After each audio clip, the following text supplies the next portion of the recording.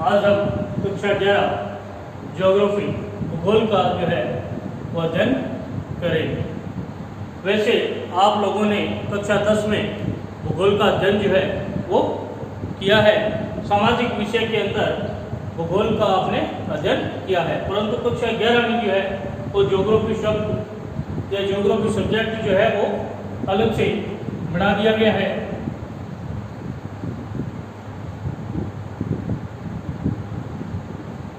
जिसका अपने थोड़ा विस्तृत रूप से जो है वो अध्ययन करें।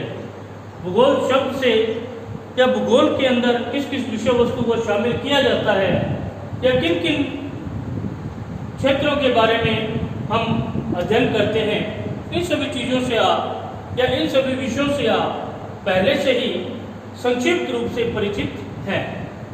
आज हम इस सब्जेक्ट के ऊपर जो है वो थोड़ी विस्तृत चर्चा करेंगे। आप विश्व एवं इसके विभिन्न भौगोलिक तत्वों के से परिचित हैं तथा आप लोग जो है वो भूगोल का अध्ययन एक स्वतंत्र विषय के रूप में जो वो करेंगे। फिर सबसे पहली बात अपने बात करें तो भौगोलिक जो स्वरूप है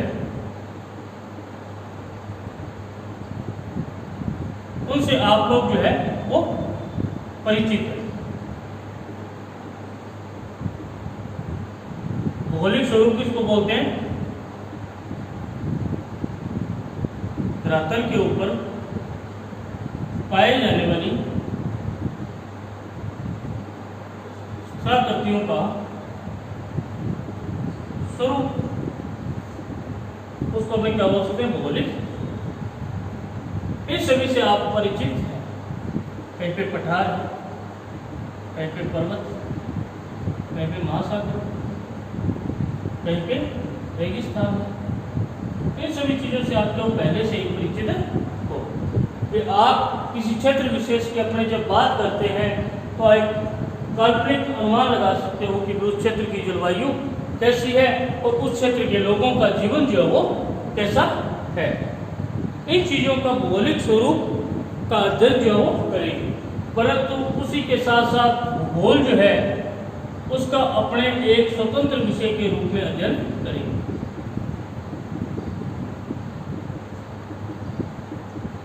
रूप में भी अध्ययन करेंगे।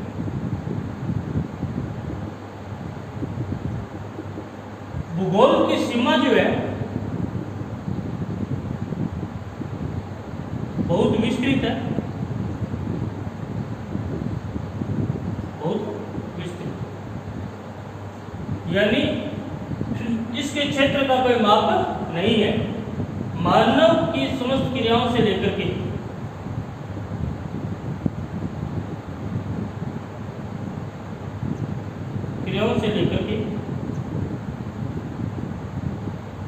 उसकी प्राकृतिक क्षेत्र, जलवायु, मृदा एवं भौगोलिक स्वरूप सभी का हम क्या करते हैं? अध्ययन करते हैं। यानी मानव द्वारा की जाने वाली समस्त प्रकार की क्रियाओं का अध्ययन जो है वो हम भूगोल के अंदर करते हैं। फिर मानव के द्वारा उसके द्वारा जीविकोपार्जन के लिए किए जाने वाले काम या मानव के द्वारा जो है वो अपने जीवन यापन में जो प्राकृतिक संसाधनों का प्रयोग किया जाता है उनका भी हम क्या करेंगे? विस्तृत रूप से अध्ययन करेंगे। तो मानवीय क्रियाओं उनके अंतर प्रक्रियात्मक संबंध के विषय के बारे में हम क्या करेंगे? भूगोल के अंदर जानकारी प्राप्त करेंगे। अब बात आती है कि हमें भूगोल क्यों पढ़नी चाहिए?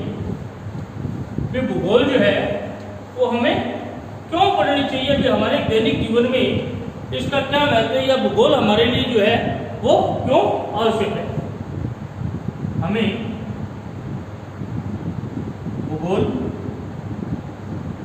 क्यों पढ़नी चाहिए? क्योंकि हम धरातल पर रहते। सबसे महत्वपूर्ण बात यह है कि हम धरातल पर रहते हैं, हमारा जीवन जो है वो हमारे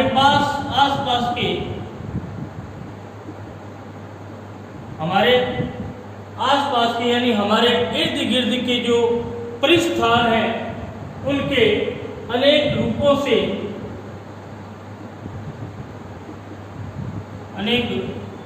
रूपों या स्वरूपों से प्रभावित होता है। इसलिए हमें क्या करनी चाहिए, भूगोल पढ़नी चाहिए। हम धरातल पर रहते हैं और हमारा जीवन जो हमारे आसपास के परिस्थान के अनेक स्वरूप जो है या रूप है, इनके द्वारा क्या होता है, प्रभावित होता है। फॉर एग्जाम्पल आदि मानव की बात करते हैं तो आदि मानव का मुख्य कार्य क्या था? आदि मानव का मुख्य कार्य था कि भोजन संग्रहण एवं आठेट को बोलते हैं शिकार, और शिकार किसको बोलते थे? जीव जंतुओं का करता था या पशुओं का करता था। भोजन संग्रहण का मतलब भोजन के लिए वस्तुएं या खाद्य सामग्री एकत्रित करना, और वह ये एकत्रित क्यों करता था? जीवित रहने के लिए। यानी क्या करता था कि वो भोजन सामग्री इसलिए एकत्रित करता था कि उस भोजन सामग्री को खा करके वो अपना जीवन संचालित कर सके या जीवित रह सके। इसके अलावा प्राकृतिक निर्वाह संसाधनों के ऊपर वो अपना जीवन जो वो बिताता था। समय बीतने के साथ साथ क्या हुआ कि उसने अपने इस तरीके में परिवर्तन किया। समय बीतने के साथ साथ जैसे जैसे तकनीक का विकास हुआ, तकनीक के विकास के साथ साथ जो है आदि मानव ने जो है वो इस स्वरूप को बदला। तकनीक के विकास के साथ साथ जो है वो आदि मानव ने जो है वो इन क्रियाओं को बदलकर प्राकृतिक संसाधन यथा भूमि, मृदा, जल का उपयोग करते हुए अपना आहार उत्पादन करना प्रारंभ किया। आहार उत्पादन का मतलब है आहार उत्पादन इसके द्वारा भूमि, जल, मृदा, मिट्टी, जमीन और पानी, जमीन, मिट्टी और पानी, इनके द्वारा जमीन के ऊपर उपजाऊ मिट्टी पे उसने कृषि कार्य प्रारंभ किया और सिंचित करने का काम जो वो पानी के माध्यम से किया। तो उससे क्या हुआ कि उसके जो जीवन शैली थी या जीवन का तरीका था उसमें परिवर्तन हुआ। आहार उत्पादन यानी पहले क्या करता था, संग्रहण का काम करता था। संग्रहण का मतलब होता है एकत्रित। एकत्रित क्या करता था, जड़ी बूटियां, कंदमूल, शहद, इस वनों की जो है वो छोटे पौधों की पत्तियां, इनको खा के अपना जीवन संचालित करता था। बाद में उसने क्या किया, इन तीन चीजों के माध्यम से जैसे जैसे तकनीक का विकास हुआ वैसे वैसे इन तीन चीजों के माध्यम से भूमि, जल और मृदा के माध्यम से उसने क्या किया कि संग्रहण के कार्य का रूप परिवर्तन कर दिया। और वो रूप परिवर्तन क्या था, आहार उत्पादन। आहार उत्पादन का मतलब है भोजन के लिए वस्तुओं का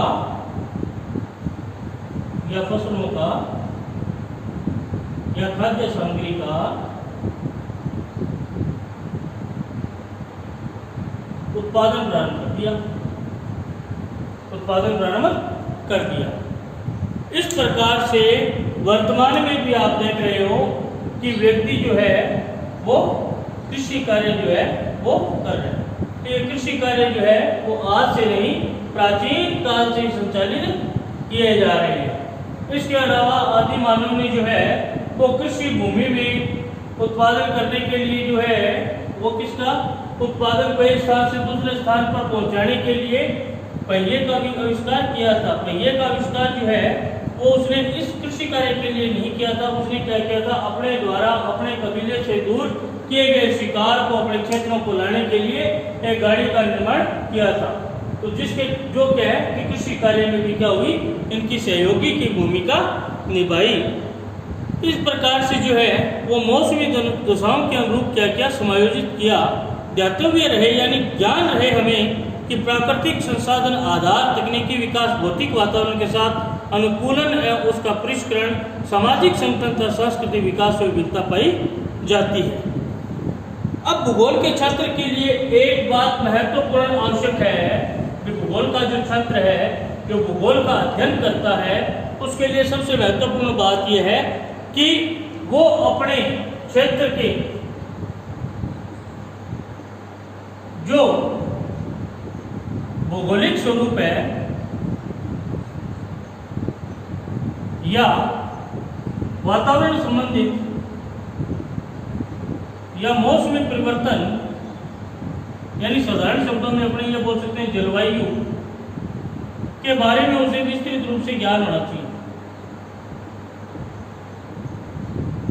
यदि ज्ञान नहीं है तो ज्ञान प्राप्त करने के लिए वो क्या होना चाहिए, इच्छुक होना चाहिए या तत्पर होना चाहिए।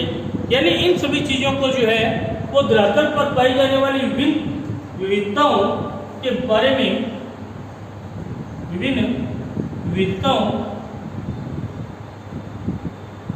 के बारे में जानने का इच्छुक होना चाहिए। ये विविधताएं है कैसे, किस प्रकार से आई और इन विविधताओं से पहले की जो स्थिति थी वो स्थिति क्या थी। तो विषय जानने के लिए क्या होना चाहिए, उत्सुक होना चाहिए। आप विविध प्रकार की कृषि एवं लोगों से क्या है, भूमि एवं लोगों से परिचित हैं, फिर भी समय के साथ साथ परिवर्तनों को हमें क्या है कि समझने के लिए हमें क्या होनी चाहिए, रुचि रखनी चाहिए। भूगोल आपको विविधता समझने का एवं समय और स्थान के संदर्भ में ऐसी विविधताओं को उत्पन्न करने वाले कारकों की खोज करने की क्षमता जो है वो क्या करती है, प्रदान करती है, जिसको आप ग्लोब के माध्यम से देख सकते हो या तकनीकी या कोई अन्य सूचनाएं जो है वो प्राप्त करने के लिए जो है वो GIS यानी भौगोलिक सूचना तंत्र का भी क्या कर सकते हैं, अध्ययन प्रयोग जो है वो कर सकते हैं।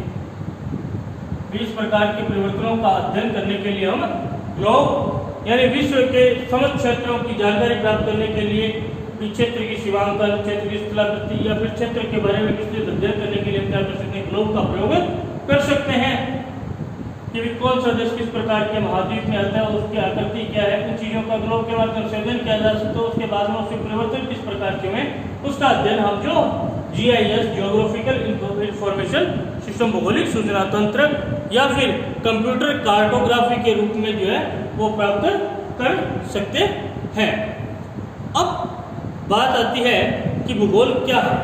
भूगोल क्या है, तो भूगोल क्या है से पहले हम थोड़ी सी एक चर्चा करेंगे।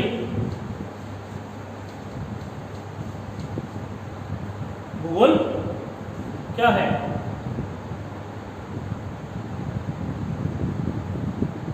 देखो ये पृथ्वी हमारा निवास क्षेत्र है। ये हमारा ही नहीं, हमारे साथ साथ अन्य भी छोटे मोटे जीव जंतुओं का भी क्या है, आवास स्थल है। हमारे साथ साथ छोटे मोटे जीव जंतुओं का भी क्या आवास स्थल है। पृथ्वी की सतह एक रूप नहीं है। पृथ्वी की सतह क्या है, एक रूप। एक रूप किसको बोलते हैं, रूप बोलते हैं स्वरूप, एक बोलते हैं एक जैसा। यानी पृथ्वी का जो स्थलाकृति है या फिर अपन बोल सकते हैं स्वरूप जो है वो भिन्न है। यानी सभी जगह जो है वो एक जैसा नहीं है, यानी सभी क्षेत्रों की जो स्थलाकृति है वो एक जैसी नहीं है। सभी क्षेत्रों की मृदा जो है वो एक जैसी नहीं है। सभी क्षेत्रों की यदि अपने फॉर एग्जाम्पल बात करें जलवायु की एक जैसी नहीं है। तो अपने क्या कर सकते हैं, इसके भौतिक स्वरूप में क्या होती है, भिन्नता होती है। क्यों? क्योंकि कहीं पे पर्वत, पहाड़, घाटियां, मैदान, पर्वत, पहाड़, घाटियां, मैदान, पठार, समुद्र, झील, रेगिस्तान पाए जाते हैं। इस प्रकार की भिन्नता होने के कारण या सामाजिक इस प्रकार की भिन्नता होने के कारण जो है वो अपने क्या कह सकते हैं कि पृथ्वी की स्थलाकृतिक स्वरूप जो है एक जैसा नहीं है। इसके अलावा सामाजिक व सांस्कृतिक भिन्नता भी जो है वो पाई जाती है। सामाजिक व सांस्कृतिक भिन्नता पाई जाती है। सभी क्षेत्रों की संस्कृति जो है वो एक जैसी नहीं होती और सभी क्षेत्रों में एक ही समाज के लोग नहीं रहते, विभिन्न समाजों के लोग रहते हैं। इसके अलावा जो सांस्कृतिक विकास की पूर्ण अवधि में मानवता द्वारा सांस्कृतिक विकास में भी, सांस्कृतिक विकास किसको कहते हैं, संस्कृति का विकास करने के लिए, यानी अपनी संस्कृति का विकास करने के लिए मानव के द्वारा सांस्कृतिक विकास के लिए मानव के द्वारा निर्मित, इस संस्कृति का विकास किसने करना था, मानव ने करना था। तो मानव के द्वारा निर्मित गांव, शहर या फिर अन्य जो कस्बे हैं, इसके अलावा सड़क, रेल एवं पतन आदि का जो निर्माण किया था वो मानव जाति अन्य कई तत्वों के रूप में क्या है, विद्यमान है। अपने अत्यंत सरल शब्दों में यदि भूगोल क्या है को समझना चाहें तो अपने ये कह सकते हैं कि भूगोल पृथ्वी का वर्णन है। भूगोल पृथ्वी का वर्णन, पृथ्वी का वर्णन है मतलब क्या है कि पृथ्वी का वर्णन, पृथ्वी के अंदर पाई जाने वाली स्थलाकृतियां, सामाजिक और सांस्कृतिक भिन्नता, इसके अलावा जलवायु, इस सभी की विविधताओं का हम किसके अंदर अध्ययन कर सकते हैं, मानव द्वारा किए जाने वाले समस्त क्रियाकलापों का अध्ययन, सभी चीजों का अध्ययन हम किसके अंदर कर सकते हैं, भूगोल के अंदर कर सकते हैं। तो सबसे पहले इस ज्योग्राफी शब्द का प्रयोग जो है वो किसने किया था, किस भूगोल वेत्ता या विद्वान ने जो है वो ये निश्चित किया कि एक अलग ही विषय बना दिया जाए जिसमें पृथ्वी, धरातल या फिर अपने मानव जाति के बारे में, उसकी संस्कृति के बारे में, या फिर धरातलीय स्थलाकृतियों के बारे में, या फिर कृषि के बारे में, या मानव द्वारा अपने जीविकोपार्जन करने के लिए विस्तृत रूप से जो भी कार्य किए जाते हैं जिससे उसका जीविकोपार्जन होता है उनके बारे में अध्ययन किया जाए। तो उसके लिए जो है वो उसने क्या किया, भूगोल शब्द का निर्माण किया। तो भूगोल शब्द जो है उसका प्रयोग जो है वो सबसे पहले इरेटोस्थनीज नामक एक ग्रीक विद्वान ने किया। ये ग्रीक विद्वान थे, इरेटोस्थनीज जो है वो ग्रीक विद्वान थे। उन्होंने 194 ईस्वी पूर्व जो है वो इस शब्द का निर्माण कर दिया था। 194 ईस्वी पूर्व जो है इसके अंदर 194 ईस्वी में इसका निर्माण किया। अब भूगोल जो है वो ग्रीक भाषा के दो शब्दों से मिलकर के बना है, दो मूल शब्दों से मिलकर के बना है। जियो प्लस, ग्रीक भाषा की शब्द है ज्योग्राफी, जियो प्लस ग्राफोस।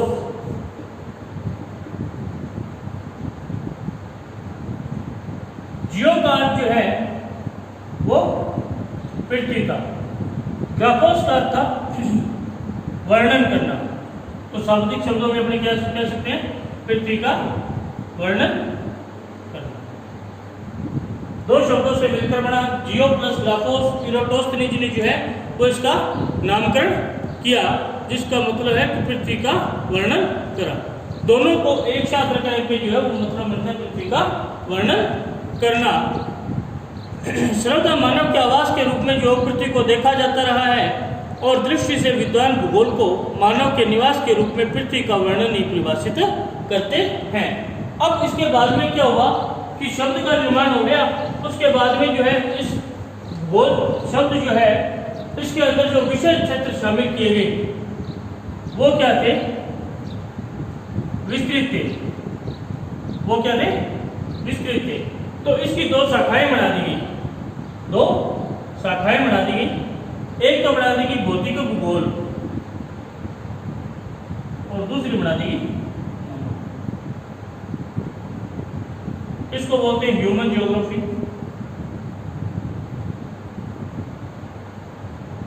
इसको बोलते हैं फिजिकल ज्योग्राफी।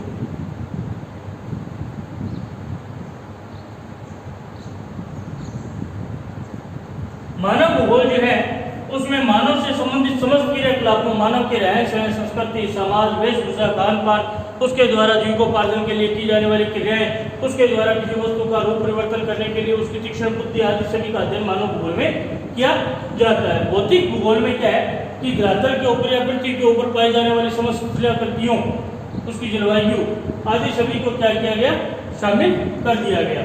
भूगोल का विषय क्षेत्र जो विस्तृत होने के साथ साथ भूगोल का जो है वो अन्य विज्ञानों के साथ भी क्या पाया जाता है, संबंध पाया जाता है। जैसे राजनीति विज्ञान, अर्थशास्त्र, मनोविज्ञान, इन सभी के साथ भूगोल का क्या है कि संबंध जो है वो पाए जाते हैं। भूगोल का विषय क्षेत्र काफी विस्तृत है। मानव भूगोल के जो पितामह की उपाधि जो है वो फ्रेडरिक रेडजर को दी गई थी।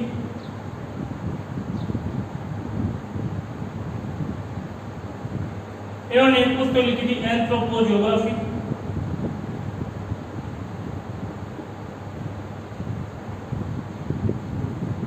इनकी शिष्या जो थी वो थी हमारी एलन चर्चिल सैम्पल, जिसको आपने इसी सैम्पल के नाम से पढ़ा होगा।